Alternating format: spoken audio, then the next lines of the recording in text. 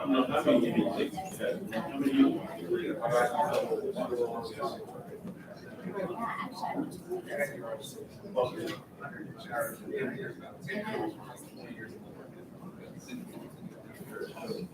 know I wasn't. I don't feel sorry.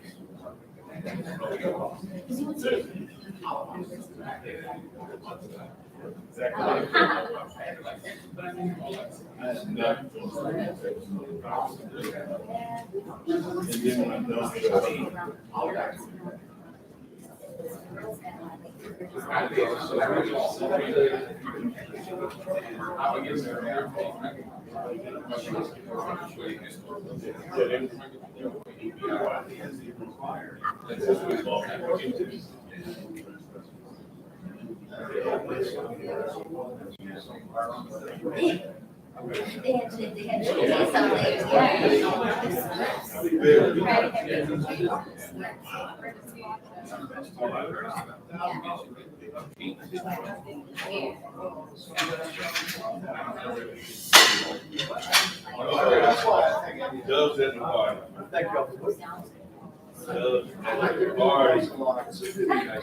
Yeah, I'm not down. It's a much better.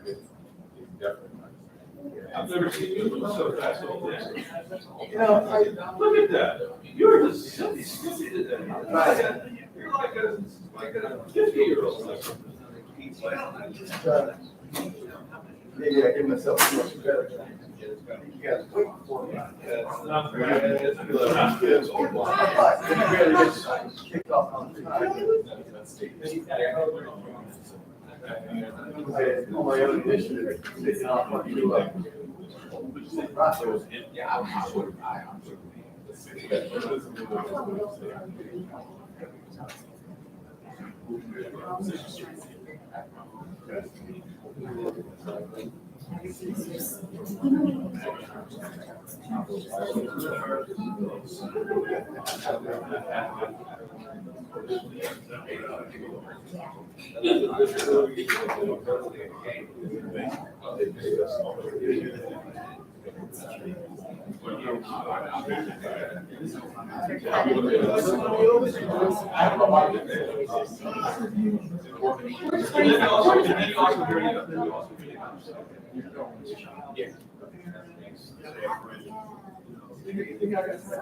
Yeah.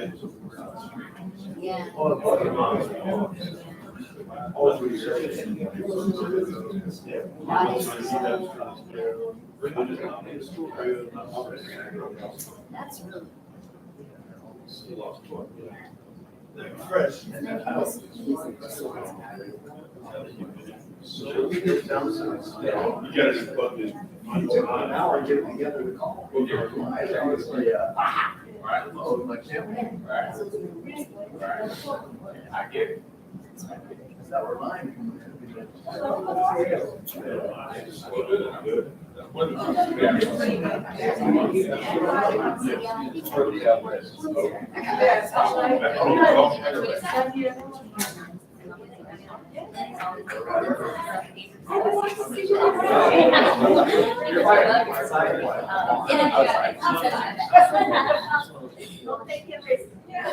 You know what? I wish we I've been how long in account? 2 years. Yeah.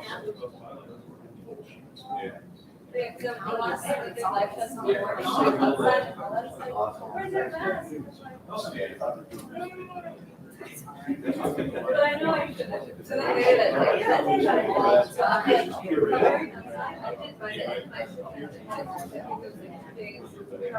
Air quality. And then, right, I got the rest of the day, I did some. I don't know. It was fun.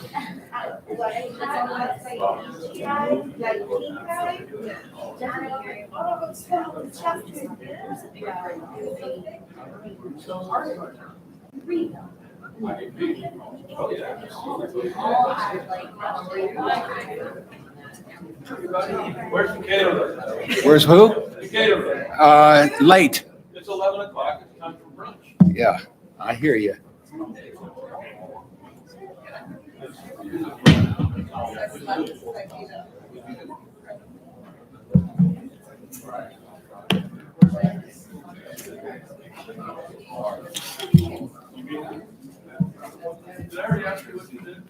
What's that? I'm getting old. How y'all doing this afternoon?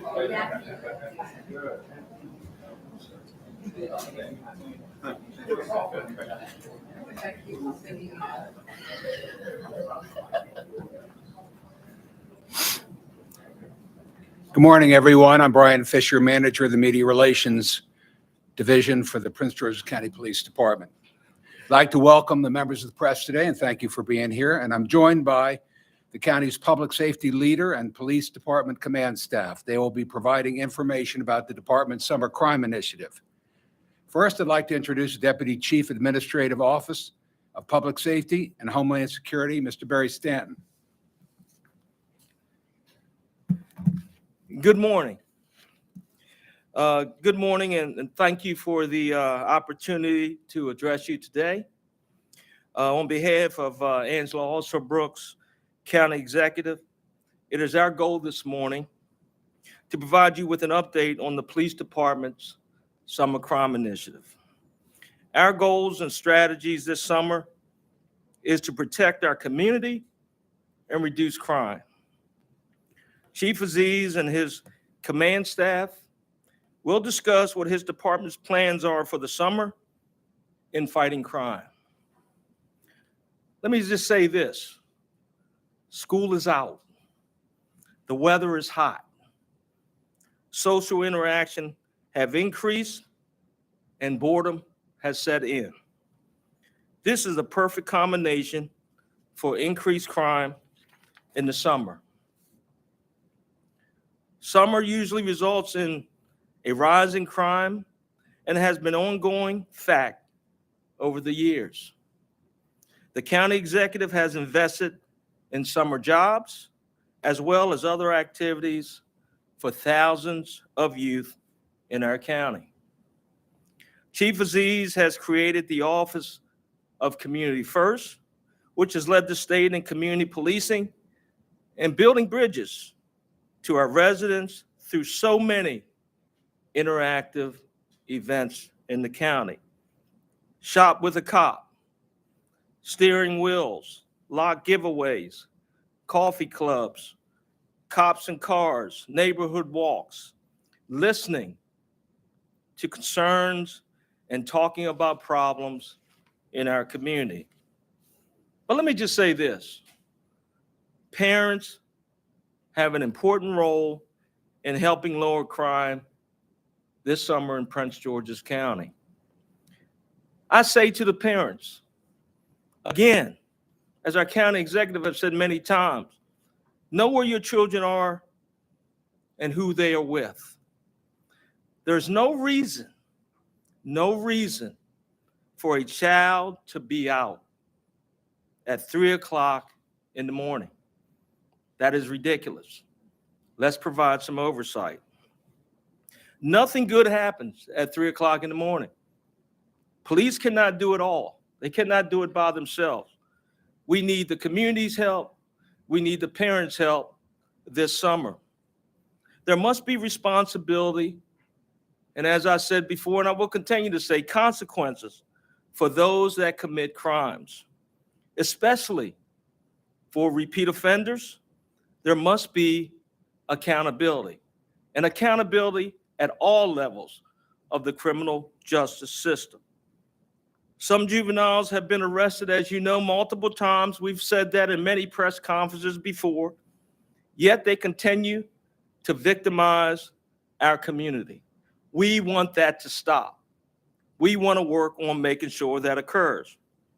There are many ways we can reduce crime over the summer, including not leaving valuables in your car, leaving your car running and unattended, keeping house lights on at night, having an outdoor camera, and not giving your personal information to anyone who is trying to steal your money through one of the many scams that hurt so many of our citizens and especially our seniors.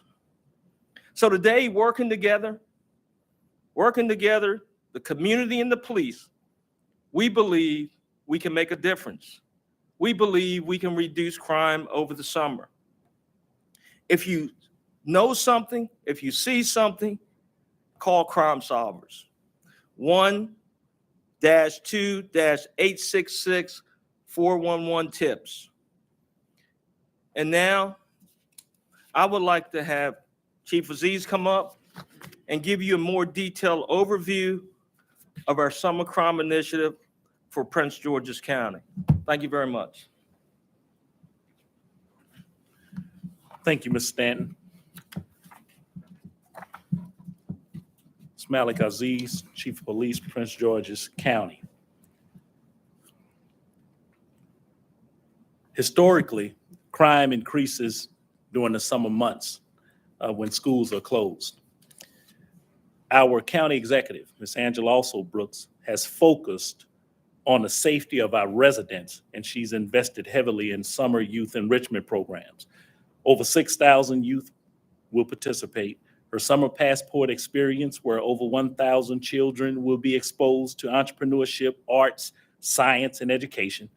The overwhelming majority of the residents of Prince George's County are great people, great residents doing the right thing every single day. The Prince George's County Police Department, including myself and our command staff, we meet regularly with community leaders, residents, businesses, faith leaders, and our youth.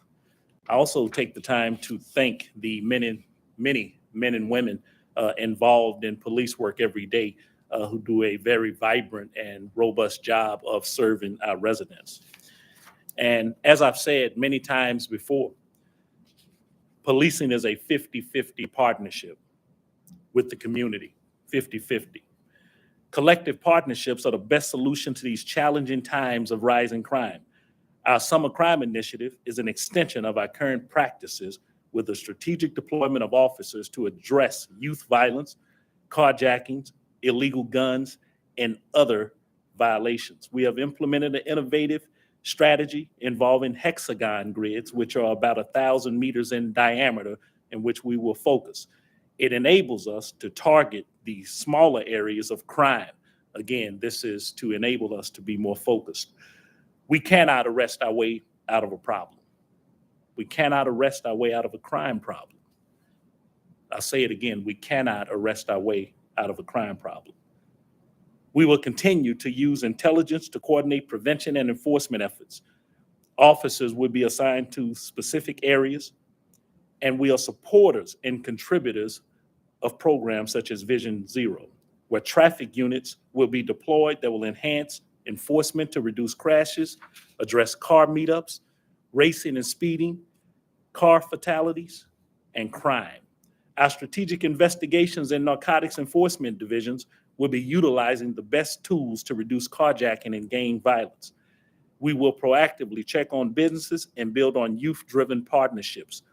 Our media relations division will continue to send out crime prevention tips and keep you updated on Prince George's County Police Department's actions. Our Community First Division and our Bureau of Patrol Community Engagement units will continue to develop partnerships through the community engagement by building and strengthening trust and communication between the police department and our residents. The Police Athletic Activities League explores in numerous additional initiatives that include feeding the hungry, collecting toys for holidays, coat drives, blood drives, and so many citizens-involved civic events. We have passed out a list of youth activities so you can see what we're involved in. But one of the most important partnerships we have is you, the media. You give a voice to the victims of crime. You assist us in identifying and bringing violators to justice. You help us find missing people, identify suspects, and so much more. Last year, there was a curfew implemented to safeguard our youth and reduce crime. The curfew yielded the intended results, and many have asked if it will be implemented as part of the Summer Crime Initiative. The answer is that implementing the curfew remains a viable tool. However, it is not in the first phase of this part of our Summer Crime Initiative. We intend to keep it as a tool as we assess and evaluate and reevaluate this initiative. Again, our focus is on community, prevention, and enforcement.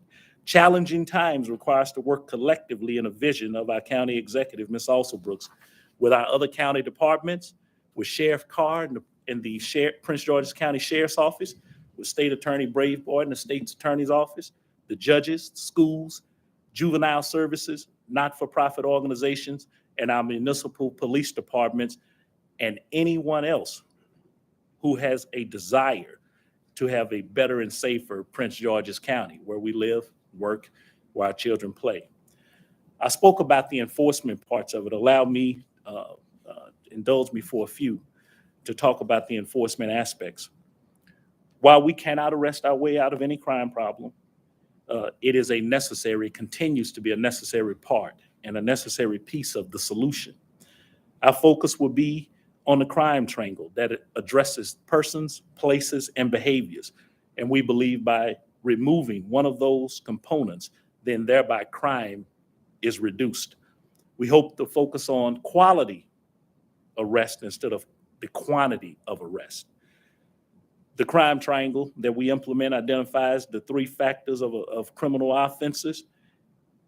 That person who is desiring to commit a crime, we're targeting that desire and that opportunity for a crime to be committed, thereby breaking it up and producing fewer victims in order to reduce crime here in Prince George's County. The necessary components has been intelligence. We will continue using intelligence-led, data-driven analysis in our Joint Analysis Intelligence Center to identify locations where violent crimes occur most often and to coordinate enforcement and high visibility in those areas within the Bureau of Patrol and our other related departments and our partners. We have identified hot zones or focus zones. Officers assigned to specific geographic zones only to leave for high priority calls, proactively checking businesses, gathering intelligence, and enforcing the quality of life issues while deterring violent crime. It is still a countywide redeployment from personnel from all over Prince George's County Police. We'll be readjusting hours and working locations to reduce crime in those targeted and focused areas.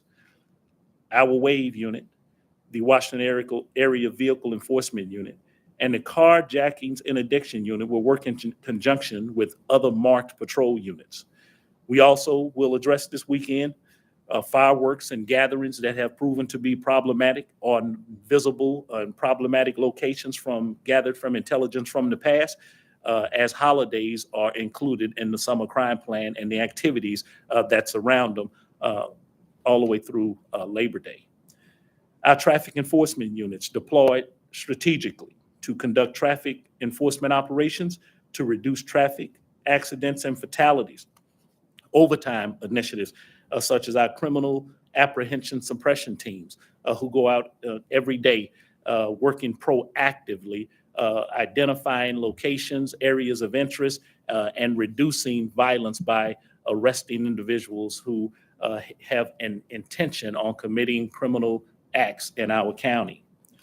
The primary focused areas, each division has a primary focused area, although there are many sub areas in the division that we will focus on, but the primary locations, an example, Division 1 in Hyattsville, University Boulevard in the Lewisdale area, Division 2 around Truman and Good Luck, Division 3, the Kentland area, Division 4, Southern Avenue and Wheeler, Division 5, Branch Avenue and Old Branch Avenue, Division 6, that's the Laurel, Bowie Road, Contee area, Fort Washington in Division 7, and Division 8 is Marlboro Pike and Brooks Drive. But there are many components to those areas that we'll be working diligently in and strategically in to reduce crime and a really hard push to drive home a more focused delivery of what we have to work with. I will say, I mentioned the statistics in the past. Many times we have met here to talk about the violence that has, rising violence or more visible violence, or the type of violence that garners the attention of community and which in turn garners the attention of media to address some of these violent issues.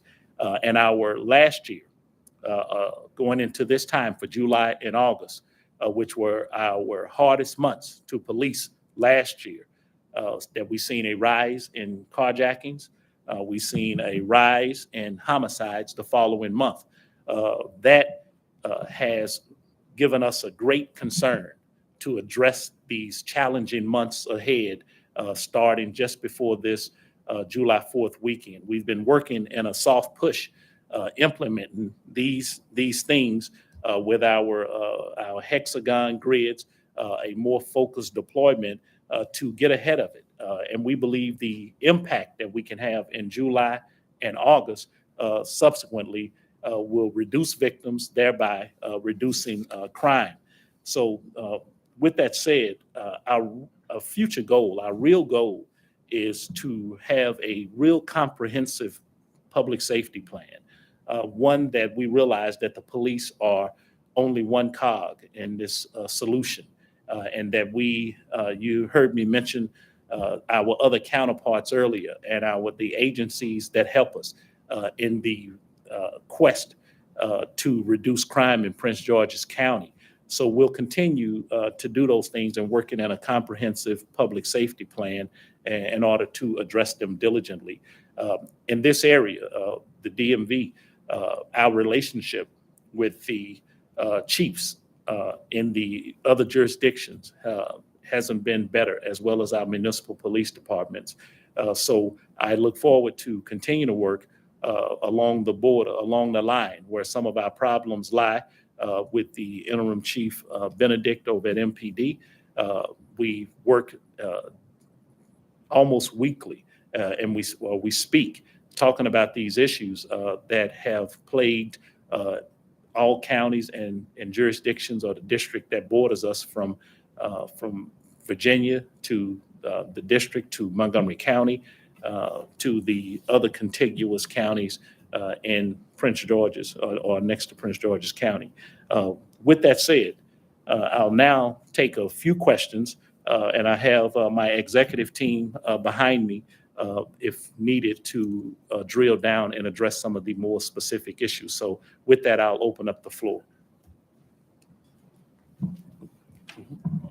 Good afternoon, Yamari with DC News Now. To my understanding, there was a crime initiative, summer initiative last year. I guess with this time around, what will be the difference and how effective will it really be? What we do is, this is our third summer crime initiative, and we've gotten better and more adjusted to how we deploy strategically our strategy and our tactics, even in a rapidly changing environment.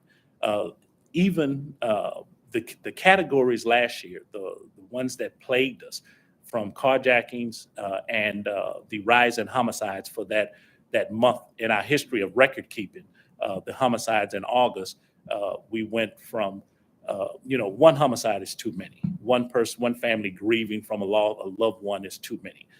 But when you have 24 homicides and you average 8, then of course that those numbers are thrown off. Carjackings, the escalation of carjackings for many variables.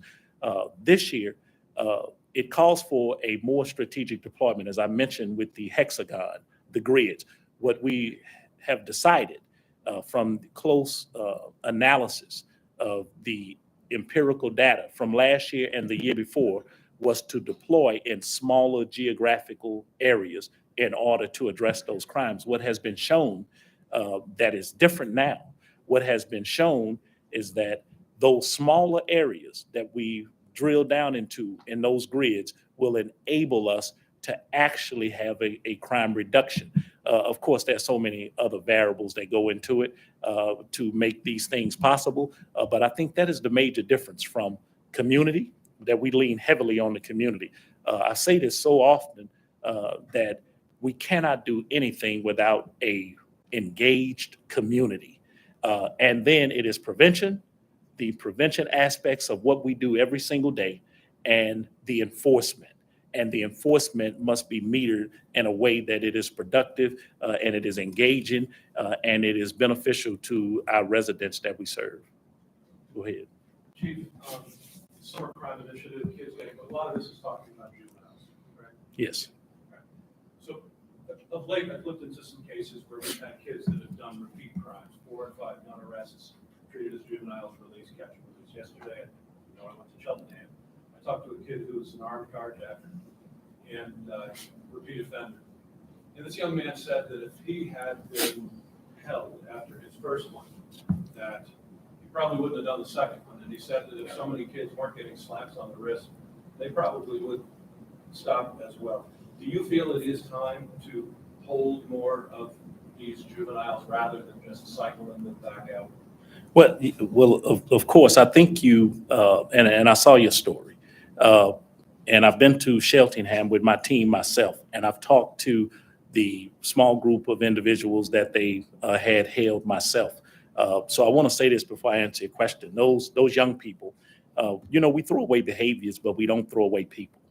And those young people who were detained, incarcerated in Cheltenham, interestingly enough, had dreams of being professionals and working and being a productive member of society.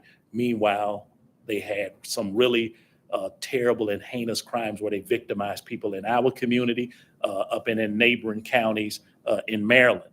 And so we put that on the forefront, that we must serve to the interests of making sure that they are delivered the proper resources. So I'll say this, it's nothing uncommon to what we haven't heard. I've heard this in my previous assignment. I've heard that since I got here. My first trip out here at a community event in one of our municipalities for a Saturday event, and a group of returning citizens who had formed a not-for-profit organization doing very valuable work. He said this. He said, "No, I didn't hear anybody until I got locked up. I didn't hear them. There was nothing you could tell me. There was nothing you could say to me." That has been repeated in multiple places that I have been for men who have been through the system and said, "I didn't hear anything until my freedom was stopped. And then I had to pay attention." And that is what you heard yesterday. So what we have is a more focused delivery on that side, that we have to have accountability at all times. We have admitted in a police profession, and here for me at least, that I acknowledge that we could not arrest our way out of a crime problem. And that was one end. And then there's this other end that thinks that you can let everybody go. And that is some equally, a viable option, which has not proven to be successful. And that means that we must be here. And the Prince George's County Police Department is here, admittingly so, that we cannot arrest our way out. But those resources on the other end, when people are incarcerated and held accountable and given the necessary resources, that must play out on the other side. There is no avenue to have a belief that we can allow people to victimize decent, hardworking residents or people and go and get out and have zero consequences, which they know. Many of the young people and emerging adults have told the men and women, our leaders, our police officers, let us go. Nothing's going to happen to us. We'll keep on doing it because this is the system, because they know what is right and what is wrong. And what we have to deliver is the consequences to that, with accountability, with love, with care, but with the victim in mind first, and then addressing the resources with the suspects later. So I understand what you just said, and it has been repeated to us numerous times from people who have actually served time. Hey, Chief, the hexagon system, you're a data guy. You made that clear to us. You also talked about reducing the number of victims. And I think what I was hearing, and I'd like to hear your additional comments on, we have less victimization. Frequently, you have less incentive to do follow-on crimes and retaliation type crimes. Does that play into the data here? Is that what you're talking about? Well, I can, let me say this, giving, kudos to my team. Nothing happens without our intelligence center, and under the leadership of the acting deputy chief Klein and Captain Jason Smith and manager Alan Lee in that center, who spend a lot of time looking at the empirical data, the inputs, and it has been demonstrated in multiple locations, in multiple cities, that when we use the data and the empirical data from the years before to in predictive analysis and evidence-based policing to apply those things that would reduce the victimization. But they have to work in not just with the data that we know where to go. It has to be in conjunction with the community understanding what is happening in their area, and that community has to be engaged with the prevention aspect. So we do believe that data that we're putting out and working in that triangle of things with those sub components that would deliver less opportunities for crime, less victimization, thereby reducing crimes. Less victims equal less crime. Hi, Chief. We know on Saturday there's going to be the new recreational marijuana law taking effect. Does the department anticipate a lot more cannabis-related DUIs, and is there any strategy for that this summer? I think the best way to understand what is going to happen to the future is look at the past. Since our past is across the nation, those states and local police departments have all produced data that says all of those things go up. So I would have an expectation that Maryland would be no different, that we're going to have an increased fatalities. We're going to have increased public intoxication, increased usages of marijuana in public, increased usage, increased robberies associated with the black market that hasn't went away in those locations. It's still vibrant. So if those states are indicative of what will happen in the future, then I would expect no less in Maryland. Yes. So you're saying the curfew wouldn't be implemented until phase 2. Is that then a short thing, or when could we see a curfew? Well, what we plan on doing is having a constant evaluation, a constant reevaluation of this summer crime initiative on a daily basis. Behind me is Deputy Chief McCreary over the Bureau of Patrol, who will be diligently working and focused with his team, making sure that we look at those individual inputs. If the curfew has never went away, it's always been there. It's been here since 1995. We designed an operation. Our county executive would look at things, and we met and with the DCAO, and we decided that a curfew would be in order to address the issues that plagued us last year upon high carjackings, high juvenile crime, and a unprecedented month of murder. So what we plan on doing now is to reevaluate this plan on a constant day-to-day basis, focusing on young people, on juveniles who may be out involved. And if necessary, we will put a sub-operation in place to address that with the curfew. But it's still there. The officers still have the right to do it. It's just not in a formalized operation. Chief, you talked about a program targeting your efforts to young people. You're talking to us. What would you say to them? Well, I'll tell you what I have said to them. It is, not hypothetically speaking. I've held multiple real talks with young people, talking about the issues. And this is not some one solution, one avenue of talking, one road to go down with young people. They are a microcosm of young people across the United States, but they also are not monolithic. They don't think in the same groupthink patterns or collective thinking. And groups of them who we have talked to face, they have differentiated themselves and distanced themselves from their counterparts. They're saying there's no accountability. That's what they're saying.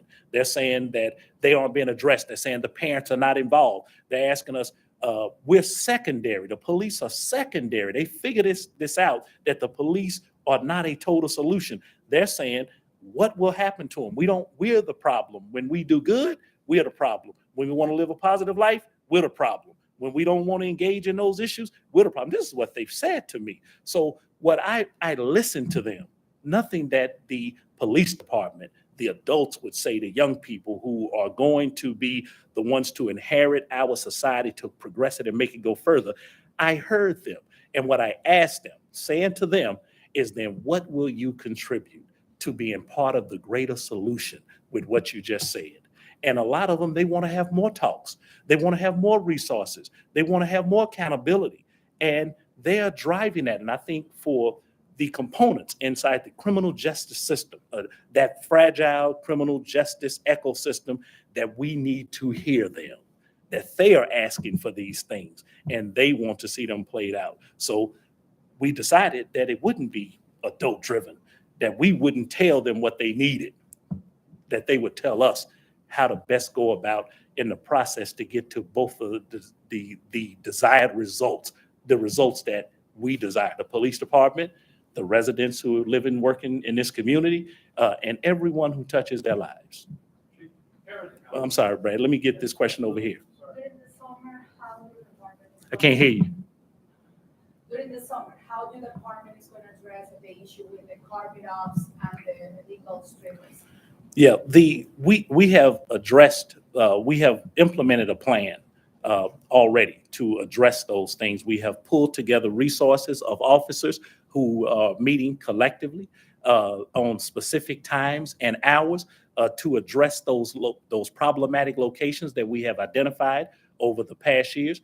Behind me is Acting Deputy Chief Tony Klein. He is spearheading that part of it with the Bureau of Patrol with Deputy Chief McCreary. So we are deploying. We are constantly monitoring the social media. We are constantly gathering the intelligence to make a meaningful deployment. And here's the good thing about it. When there are no car meetups, because these are sporadic, they meet up, they're very quick, they're very flashy, and they go do these things that make, national news, doing terrible things in a car and even sometimes hurting people. But when they're not addressing those, they are coming back to strategic locations inside of those areas that I mentioned to actually deliver a policing service to that area. So it's twofold. And we're dealing with this problem, nationwide. And I think there's a lot more things from, legislation purposes and enforcement purposes that we're going to have to add to the tool chest to address them more meaningfully. Thank you for having this. I'm Cheyenne from WTOP News. You started this conversation talking about how important parents are in this equation. What do you have to say to parents that are struggling themselves and are worried about maybe not having the resources to send their students to, some of these summer programmings? Can you talk a little bit about Angela also Brooks' investments to make these programs more affordable for parents? Well, let me answer the part that I can answer. The real issue here for parents who say that, and we do have parents that, I would say reach out. That's why we passed out that information. People often ask us, what are we doing? And how are we addressing the police department or engaging with young people? So you have a long laundry list of programs that we have at minimal cost, because we have minimal cost. But I would say this to the people who are in your circle, who don't let that be a hindrance for the parents who don't have the resources to engage with us and partner with us, that we will find a way. They have my commitment that we will find a way to get their young person involved inside of a program. I would be remiss unless the DCAO wants to speak. I can't speak on the county executive part. Yeah, and let me just say this. The county executive has been consistent. We want to help our youth. If the parents don't have the resources, reach out to county government, reach out to the police department, and we will provide the resources, whether it's counseling, whether it's services. We've increased jobs for our youth in this county under this county executive. So we believe this county executive has created the resources for the parents. The parents have to reach out. And we know sometimes it's tough. We know it's tough. I've been there when I was growing up as a youth and a single parent. And so if the government can help, if the police department can help, our goal is to help our youth. We are not going to arrest our way out of this problem. But let's be clear, parents, we cannot have our youth out there 3 o'clock in the morning with no supervision. And the answer cannot be the Prince George's County Police Department. Yes. You want to answer this? So a different approach on parent accountability. Maryland law allows parents to be held accountable for the actions of their juveniles. Right. Is it time to start ordering restitution for the ignition and the Kia? Well, let me just say this. I'm not going to speak for the criminal justice system or the prosecutor. Personally, I think we're at a point where I think we need to look at holding our parents accountable if they have their kids out there 3 o'clock in the morning with no supervision. But again, somebody needs to make that decision. That's not from me, but I believe we need to take a look at that approach. I will add that there are some positive things in that fragile, criminal justice ecosystem. There's, Judge Pearson has introduced a program that he is working through some of those things. I think those have a promising start, things that we need more of. And we still need accountability in the system. All cogs have to work in unison with each other in order for us to have a better and safer Prince George's County. And so many times it has been a focus on the police department to resolve or solve everything associated with crime. I say it, in these circles and with my staff, that's a little too much TV, a little too many movies. It doesn't work that way. And so we have to be real and honest with this system, is that it's okay for the police to stand, that we do our part, and we want to play a visible role, and we want to be entrusted with the community and engage with the community. And we are not a single component in the system. So I would, ask them to join us. Let's join together and form a mighty fist to have the courage to actually address the issues. The words are easy. We say these words relatively easy. The actions are more difficult. And those actions that we have to have the courage to have the actions to go with it. And that comes with accountability, love, and care. I'll take a couple more questions if you have them. And You say there's a double fatal shooting yesterday that fell. There's some buzz in the community that these were reasonably well-known rappers in the community. Can you tell us anything about what happened? yeah, I don't know. I was informed that they were local rappers, and I don't know if that is meaningful or not. What is meaningful is that we made 2 arrests. We have 2 people in custody who committed that crime. Our investigators under Acting Deputy Chief O'Lair behind me, his team is working diligently to put all the pieces of that together. But we made the arrest of those individuals. They did some really great police work really quickly to bring those people to justice.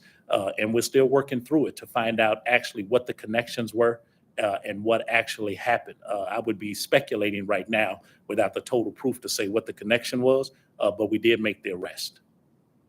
Over here. To go behind the question about the camps, as a parent, looking for camps was quite difficult in the means of finding something that was long enough to house my kids throughout the summer, and then something that was affordable. When you go through the county, a lot of these programs are 2 weeks long, and they're $300 to $400 for 2 weeks.